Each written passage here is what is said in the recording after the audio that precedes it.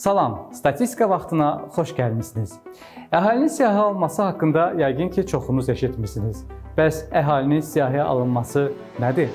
Əhalinin siyahıya alınması ölkə ərazisində yaşayan bütün şəxslər barədə müəyyən tarixi olan vəziyyət üzrə demoqrafik, sosial-iqtisadi və mənzil şəraitinə dair məlumatların toplanması, emalı, ümumiləşdirilməsi və təhlil edilməsi məqsədi ilə həyata keçirilən ən geniş miqyaslı rəsmi statistika müşahidəsidir. Birləşmiş Millətlər Təşkilatının tövsiyələrinə əsasən üzv dövlətlər 10 ildə bir dəfədən az olmayaraq əhalinin siyahıya alınmasını keçirməlidirlər.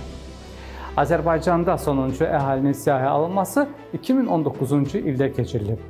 Azərbaycan Respublikası Prezidentinin müvafiq fərmanına əsasən növbəti əhalinin siyahıya alınması 2029-cu il oktyabrın 1-dən 31-nədək keçiriləcək. Bu, Azərbaycanın ərazi bütövlüyü və dövlət suverenliyi tam bərpa olunduqdan sonra ölkənin bütün ərazisini əhatə edən ilk əhalinin siyahıya alınması olacaq.